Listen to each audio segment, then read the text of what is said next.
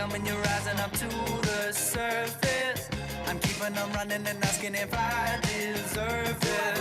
Yes, I'm dreaming of silence, hoping your memory just might fade. I wait a minute for the sun to rise. Yeah, she got the best of me this time. The nights alone have got me petrified. You're keeping me up, you're seeing me through. It's like you're my nightlight. I wait a minute for the sun to shine. I guess she made the best of me this time. The nights alone have got me petrified. You're keeping me up, you're seeing me through. It's like you're my nightlight.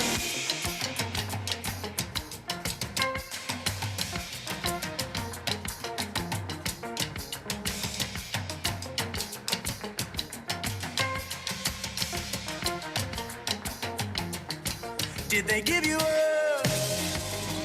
license to turn back all the clocks in town? And you're showing up timeless, right on cue to get me down. Did you know you're sleeping with all the nightmares in my mind? Don't you know you're creeping around my bedroom late at night? I wait a minute for the sun to rise. Yeah, she got the best of me this time. The nights alone have got me petrified. You're keeping me up, you're seeing me through. It's like I'm a nightlight. I wait a minute for the sun to shine. Yeah, she made a mess of me this time.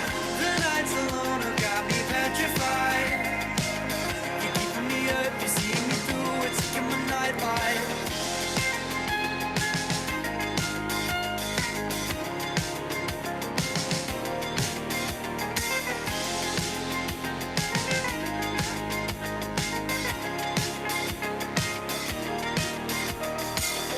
Keeping me up, you see me through. It's like I'm a nightlight. Keeping me up, you see me through. It's like I'm a nightlight. Keeping me up, you see me through. It's like I'm a nightlight. Keeping me up, you see me through. You keeping me up, you see me through. You keeping me up, you see me through. It's like I'm a nightlight.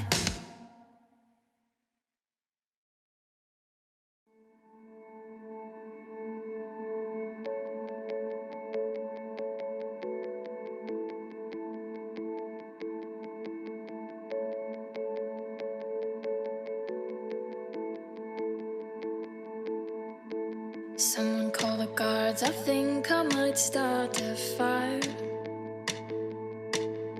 I'm losing all control, I'm giving in to desire.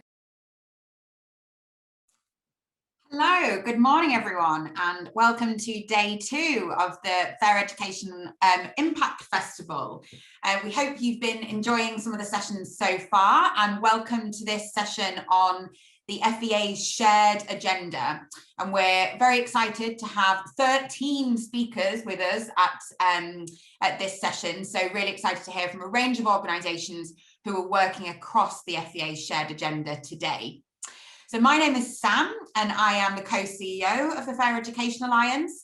And today supporting this session is Gina, the other co-CEO of the FEA, and Emma, our Membership Tools Project Manager.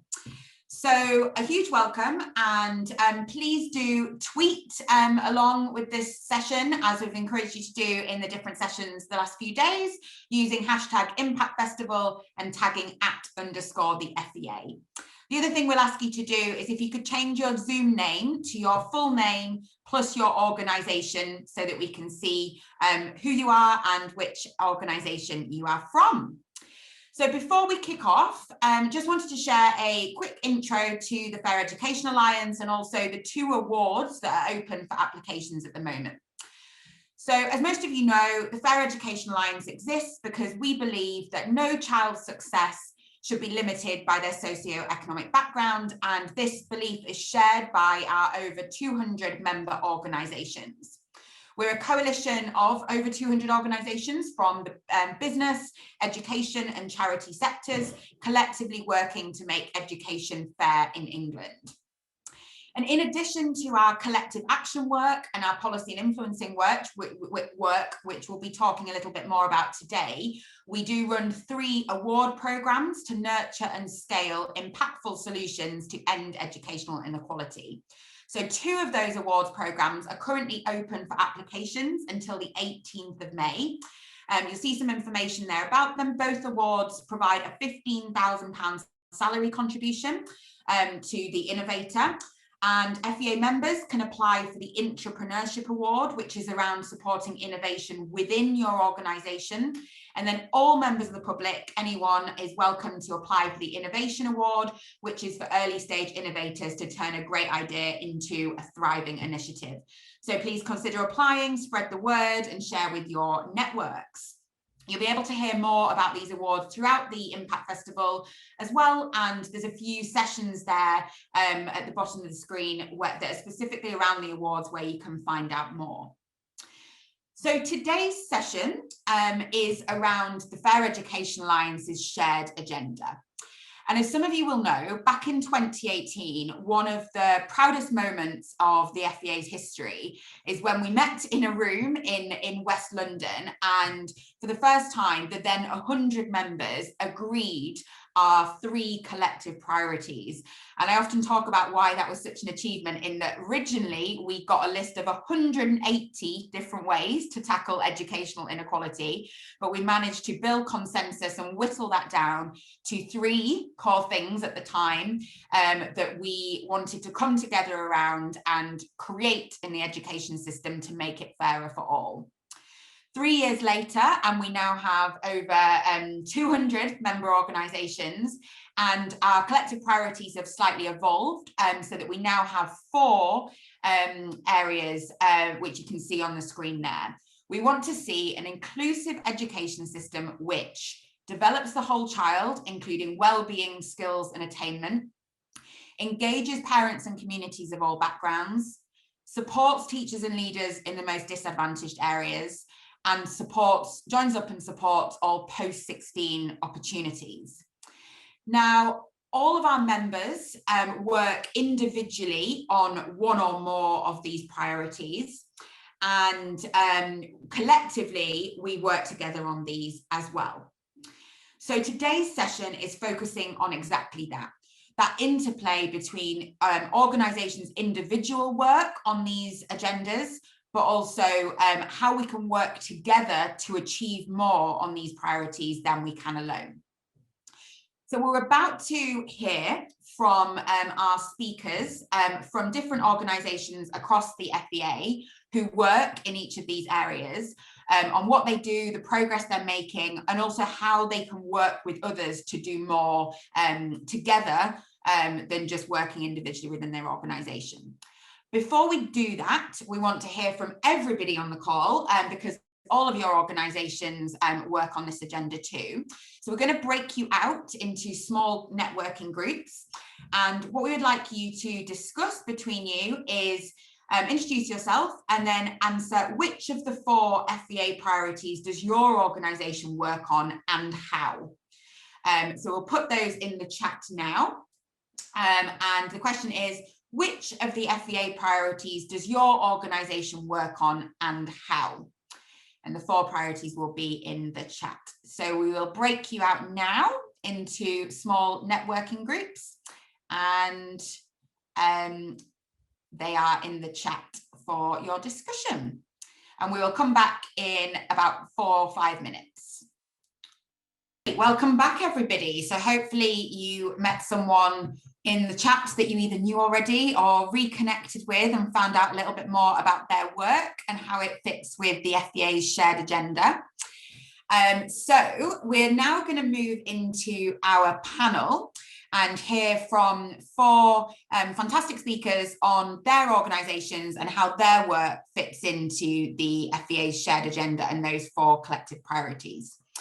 So we've asked each speaker to speak for 3 minutes and answer some quite big questions, so tall ask in 3 minutes, What do you do as an organisation to achieve the FEA collective priority that they're speaking on? What progress are they making, and what are the challenges and barriers? And how might you work with others to take collective action and work with others to overcome those challenges? So I'd like to welcome first, on engaging parents and communities of all backgrounds, Tom Harbour, who is CEO of Learning with Parents. So if we can spotlight me and Tom, that would be fantastic. And over to you, Tom. So welcome. And obviously one of our priorities is engaging parents and communities with of all backgrounds in education, and it's something that you and I have been doing a lot of work on over the last few years now, and it's particularly pressing. So talk to us about how you contribute as an organisation to that priority. Thanks. Yeah, thanks so much, Sam. So my name's Tom Harbour, and I'm founder and CEO of Learning with Parents. And we have two parts to our charity. So we have our collaboration work, and then we have our programmes. And today I'm going to try a completely new way of explaining what our programs do. So bear with me. I originally set up Maths with Parents to help families from all backgrounds to play maths games together at home. Then I heard from Isaac. So Isaac was 6, and him and his mum Rosanna were playing one of our games about number bonds.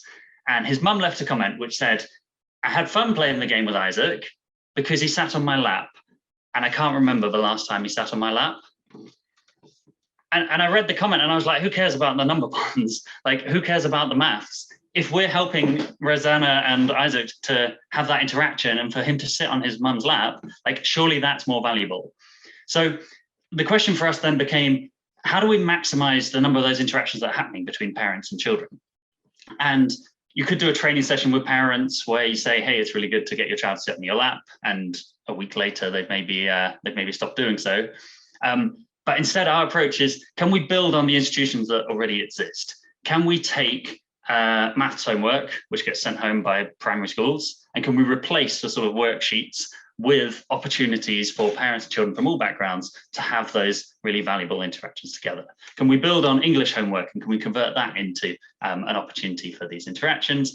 And reading, like all schools send home, reading logs and encourage parents to read, but how much support is there for parents to turn them into those really sort of supportive interactions?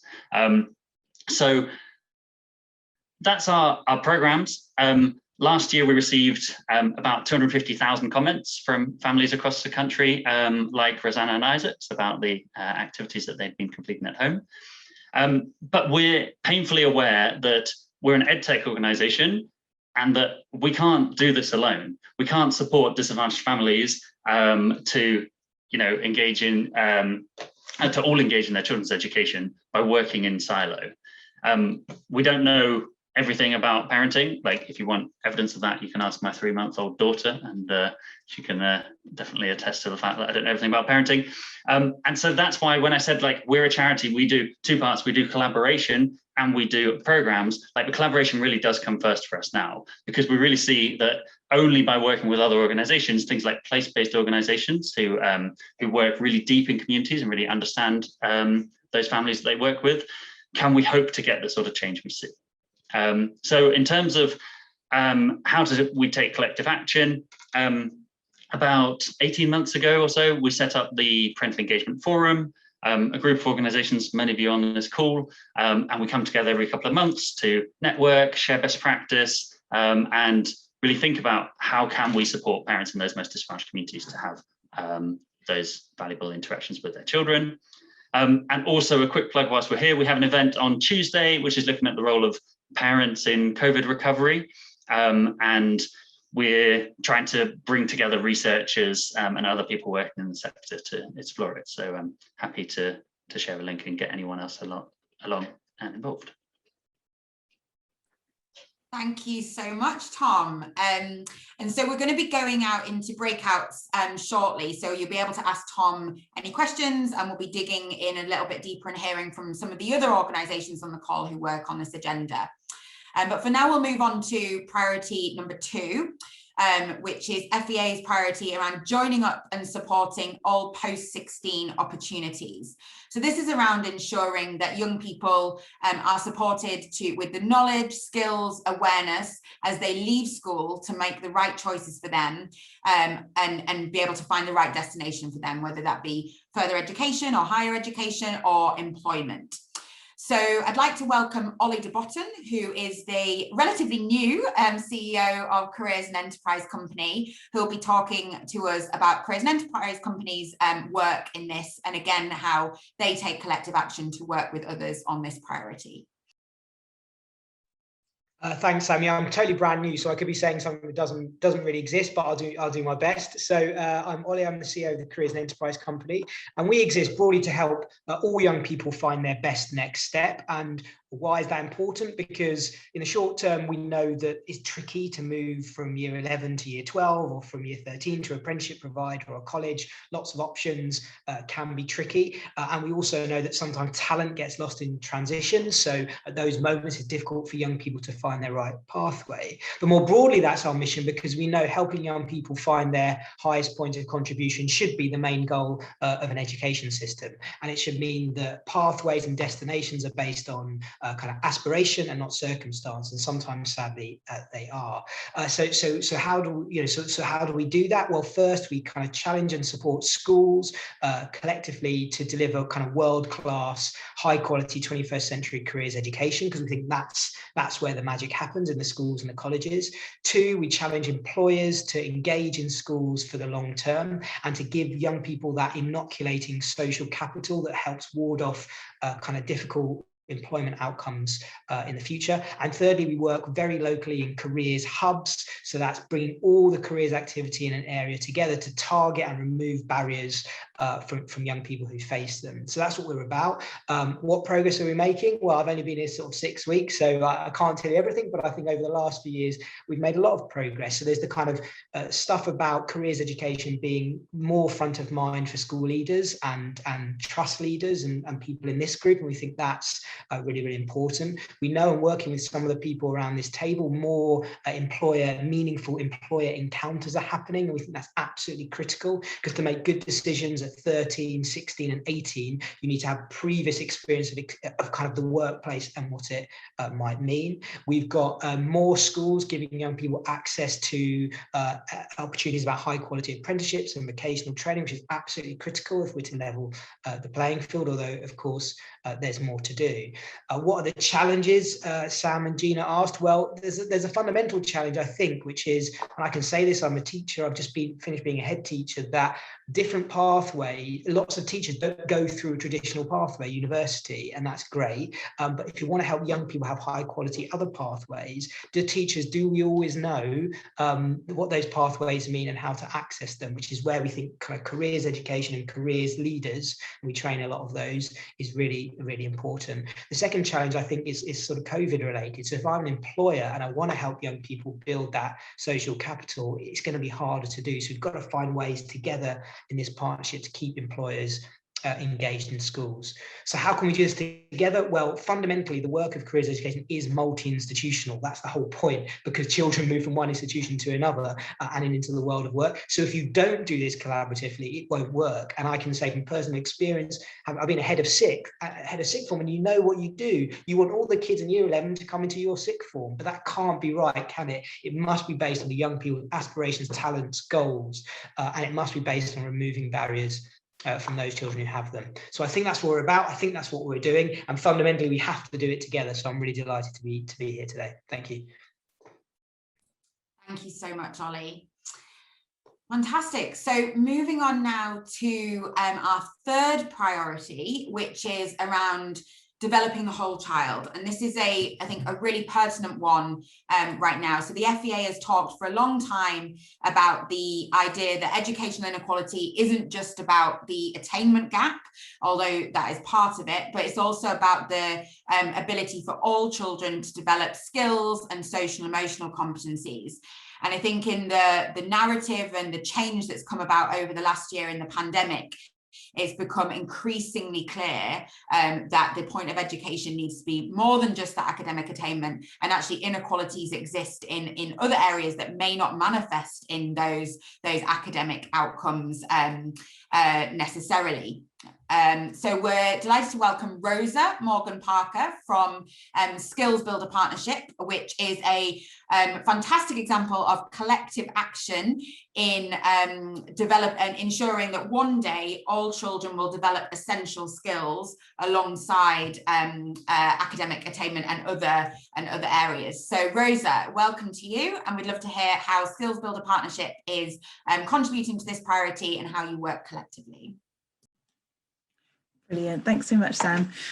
So Skills Builder Partnership is a coalition of over 750 organisations that are all working towards the same vision of a world where everyone is able to build the essential skills to succeed.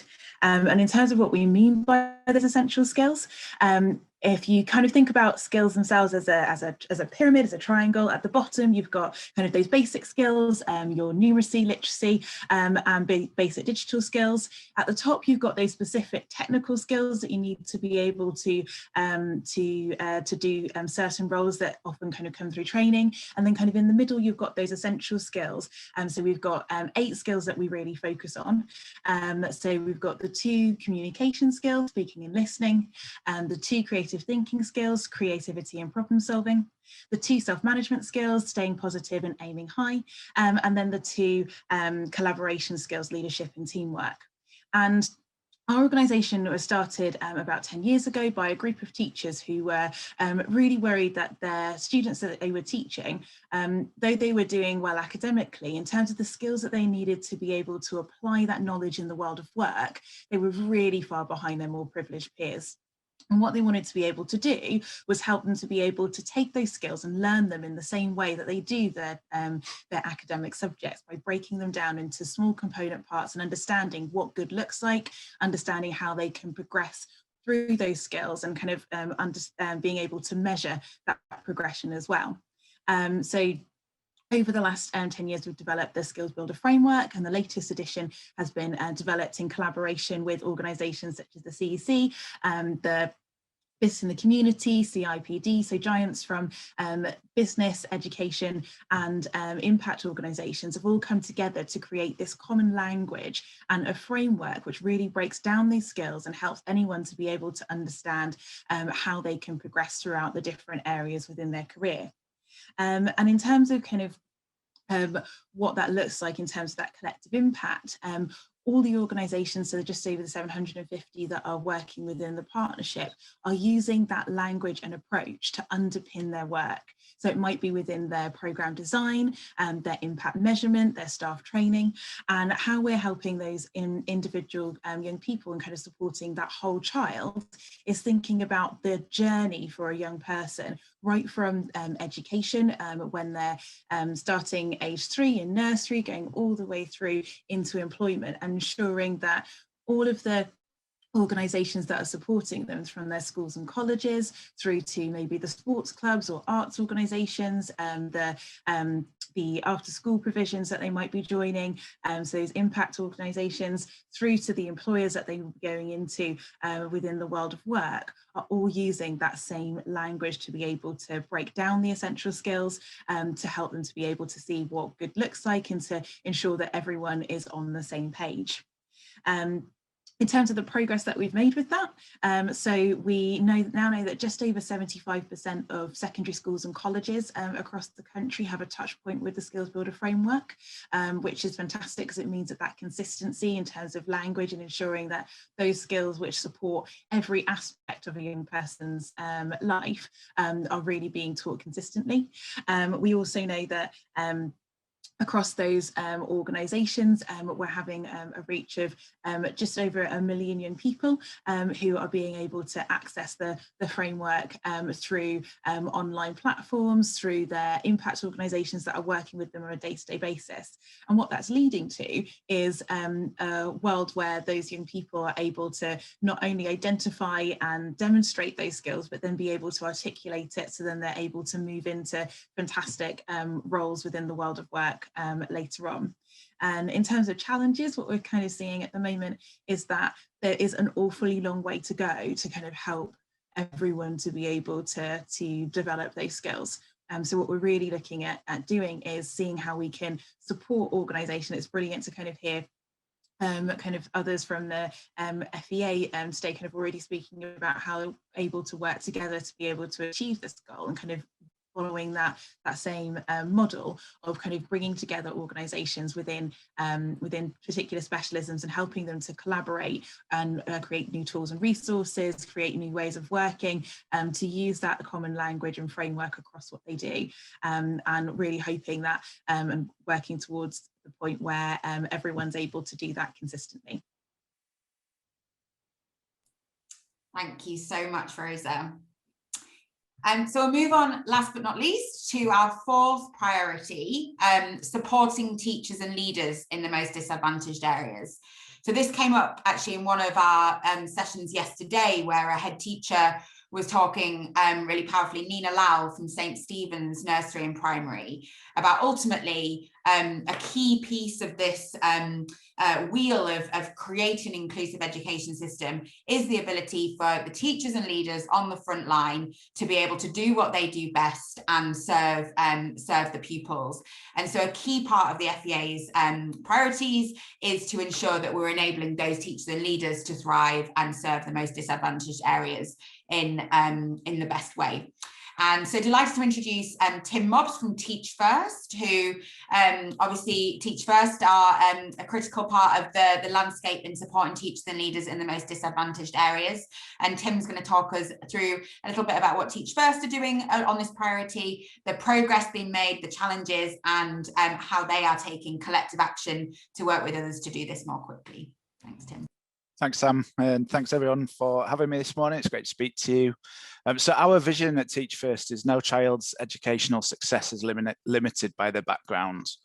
And recently we kind of launched 18 months ago a new strategy to be able to do this, which is broken down into 3 parts, which all revolve around transforming education with great teachers and leaders.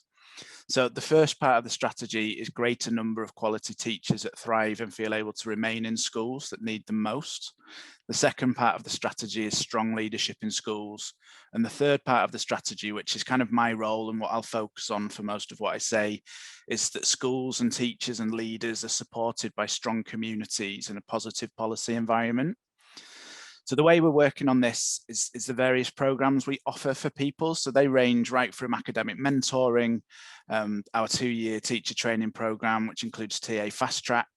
We're delivering the early career framework. We're going to be delivering the new MPQs for middle leaders, senior leaders and executive leaders. We've got a program called Leading Together, which is our coaching program for schools, full senior leadership teams, and then our network offer, which is what I'm going to focus on. So the progress that we're making, so we've got a team within the organisation that really focus on bringing our community and people beyond our community together and formalising them into networks, whether that be subject-specific networks, identifying a problem in education and bringing people together to start trying to solve that. We've got business networks, we've got policy networks, we've got middle and senior leadership networks. So we're trying to create networks where people at all levels of the sector and beyond can come together. So as a team, we now support our ambassador community. So we use the term ambassador for our alumni. We've got over 10,000 ambassadors now in our community, and over the last 18 months, through various ways, we've seen really good growth in the numbers that are actually engaging with us regularly. So we have a Facebook page now, which went from nothing to over 2,500 members. Data in that shows that over 1,200 people engage regularly every month. So we're really pleased to see kind of that growth, and had a bit of a team celebration party the other day to see that as a year marker. So we're really working with ambassadors and, like I say, people beyond our community as well. Anybody who wants to come and get support to form a network to solve a problem in education that aligns with our vision, we really want to support and work with those people. So we've developed over the last year or so our network support offer, and within this offer we see things like live workshops. So we bring people together, deliver training to upskill the people that run these committees, because eventually, I guess, our plan as a network team, if we grow to the numbers we'd really like to grow to, is to make ourselves redundant within those networks. So we really want these networks to get to a point where they can self-sustain and need very little support from us kind of to keep going and grow. We also are kind of trying to create a network of networks. So we have what we've termed campfire calls, where we'll invite network leads and committee members to a call. That's to kind of spotlight each network, share great practice, potentially do some action learning sets, things like that. And we're really seeing that starting to pay dividends now, where different networks are actually speaking at each other's events. They're kind of teaming up and collaborating on certain things, and the content of what we're seeing is really great. And also within that, like, the networks have the opportunity to bid for pots of money from our network fund each year. And that goes through a judging panel, which includes our CEO and some of the executive directors, to really kind of look at what actions networks are doing. So for instance, the last year's funding pot, a lot of the networks were looking at podcasting and ways to kind of get content to their members that didn't involve sitting on Zoom, because of the barriers that I'm sure have thrown up for all of us. So our short-term aim for this year is to reach 100 networks by the end of the year. We've grown from less than 30 to over 70 now. As of this morning, we're supporting 77 networks across all of the areas that I've spoken about, which we're really happy with. So hopefully on track to hit that mark of 100 by the end of the year. And that covers teaching, leadership, policy, and business. So in terms of the challenges, we're finding that all of our network leads are volunteers, and a lot of them are still in full-time teaching. So we're supporting very motivated volunteers who are very time poor. So it's working about flexible ways that we can support, and kind of creative ways as well, that perhaps, like I said, doesn't require us to sit on Zoom all of the time. A massive push, quite rightly, is to make sure that our network leadership represents the communities and cohorts that we serve. It is improving, but we know we've got a long way to go as an organisation to achieve the targets that we've set ourselves for this. The other challenges are reaching people beyond social media, because we're aware that there's a lot of teachers who aren't heavily involved in Edu Twitter and Facebook and things like that. So it's working out strategies that our networks can reach kind of beyond that, and also people working in more isolated areas such as rural schools. And then kind of a priority for us is, as restrictions lift, we're aware that the network landscape that's kind of been created over the last year is going to change dramatically again, as like the opportunity for in-person events come back onto the radar and things like that. So it's quite, I guess, difficult at the moment to plan in a virtual world, but also knowing that that's on the horizon. So it's kind of working out ways that we can support our national networks that have come up because of virtual learning, to then kind of look at diversifying and actually looking at in-person events as well. And then how we're taking collective action, how we'd love to work with others. Like, our team ethos is, why compete when we can collaborate? So we're not precious about these being teach first networks or anything like that. We're really keen to collaborate with other people. So we're keen to link up with people to see, support and grow networks across those areas, and would just love to connect with anyone, members, any people on the call that are keen to kind of look at networking. Thanks, Sam. Brilliant. Thank you so much, Tim. So as you've seen, the FEA priorities span quite a breadth of different ways to tackle educational inequality. And it can sometimes feel quite dizzying to go from, supporting teachers and leaders on the front line, through to a skills framework, through to employment opportunities. But the key, I think, to really think about is that I like to think of it as a giant puzzle. Like, all of those pieces need to be in place to make this education system fair. And so each and every one of us are playing a role towards one of those priorities, and each of those things needs to happen to create that equality and create that fairness across the piece. So how can we look across the breadth of what we do, work together and make all of those things happen? I love the words of Tim. We're not here to compete, we're here to collaborate. We ultimately want all of those things to happen to make the education system fairer. So as you've seen, we've got a range of organisations across the FEA who work specifically on different elements of this jigsaw puzzle. And we're about to go into breakouts to delve a bit deeper into the 4 parts of the jigsaw puzzle, to extend the metaphor.